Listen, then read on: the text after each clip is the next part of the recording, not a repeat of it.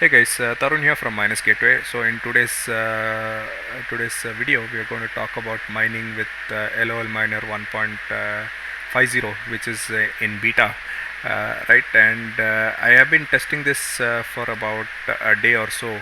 It has been running stable, and I have been also testing the dual mining part as well. So uh, for more than a day, it has been running stable. The gap that you're seeing is due to a power outage. I just restarted the miner now. I was checking something. So this update, right, has been very interesting from every aspect. If you look at NB Miner came out with 100% LHR unlock. So did Trex Miner post that, and then we had LOL Miner coming up with a 100% LHR unlock, but with dual mining Ton and Ethereum at full hash rates, sort of, right? So the reason I'm saying sort of is because with LOL Miner, I wasn't able to achieve 50 mega hashes, but it has been hovering around 48 to 49 and a half mega hashes for Ethereum mining, along with Ton, right? And this is definitely profitable from a mining standpoint of view. But in my case, what is happening is these cards are really heating up, right?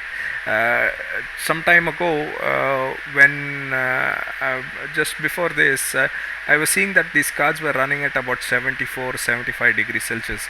If you notice, now it is on 14th of May, at the time of recording this video, and it is 58 minutes past midnight, right, where I am at this point of time, and that is in India.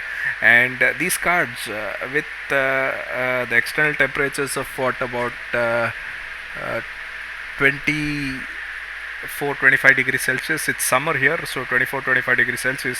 They touch 70 degrees, right? Even with proper ventilation around me, and fans blowing air on to the rigs continuously, non-stop, 24/7. These cards are getting hot, pretty quick, and that is really making me uncomfortable. But from a mining standpoint of view, it is really profitable. If you look, it is also tuning these cards. The LOL miner is tuning these cards for dual mining as well. So interestingly, the developers of LOL miner have actually incorporated some kind of a tuning for these cards, so that they can mine Ton and Ethereum together at its maximum efficiencies, right? If you look, I have set the power to about 160 for all of my cards, and these are the hash rates that I'm getting for LOL miner, and it has been going stable, though it is still in beta, right? I have not had any issues from a stability standpoint of view, or with the rig crashing or any of my cards crashing. I'm not seeing that. um, and of course, I've also been testing the Trex miner as well on my LHR V1 card.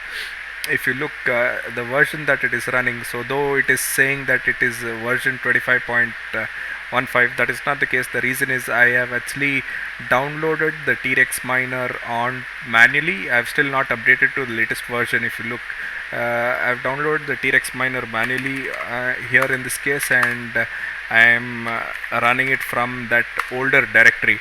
But if you look here, if you look at this Trex miner, it will give you the version history here. It has been where do you see, where is this? Yeah, there you go. So if you look here, it's 0.26.1. This is the Trex miner version, which is officially public release now. It was before in public beta, right? But it has been running pretty stable. I have not been mining Lithium, right? That is something that I would like to test in the coming days. But this rig has also been going well, and it is because of the power outage that you see a gap here, and it has been going strong as well from a mining standpoint of view, right? And with the power limit of 120, it is the software is showing about 112 watts, but that's not entirely accurate. but if you look, the card is running a lot more cooler, so compared to LOL miner. But from a profitability standpoint of view, of course, mining Ton and Ethereum at almost the full hash rate, and dual coin, nothing like it. It's probably the more profitable than solo mining Ethereum as of now. But at the cost of the cards running this hot, I would personally not be comfortable doing so. And even running at 61 degrees is not something that I'm comfortable with, because there is the difference is about close to 7 degrees, guys. That is something that is making me nervous, and I will actually switch over to Trex Miner on this particular rig, right? And I will set the power limits to a lot lower, probably 120 for the 3060s and 130 for the 3060 Ti, to see what is the hash rate that I'm getting on this. I'm pretty sure I will touch the same hash rate that I'm getting on the version 1 LHR card, right? And in this rig I will also test Ethereum mining with Ethereum overclocks, that is basically dual mining Ethereum and Ethereum with just the Ethereum overclocks. No additional power limits or anything of that, or no additional power limits are going to be applied.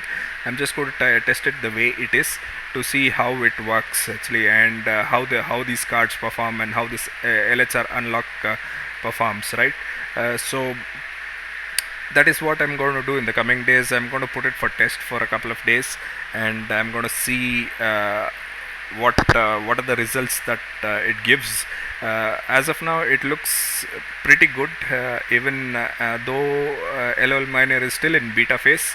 It looks pretty good and is working well. So I would like to personally thank the developers of all the three mining softwares like NB Miner, Trex Miner and LOL Miner for cracking the LHR lock, and kudos to them for actually having able to unlock these cards, right? And enabling the mining community to utilize these cards to their maximum potential. So I would like to personally thank them for it. And so coming back to the video, this is the current situation right now. I will be switching this rig to Trex Miner with Ethereum as well, to see how that works and how that turns out to be. So that's all I have for this video, guys.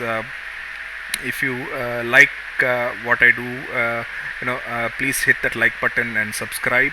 It means a lot to me, and you'll be supporting me by doing so.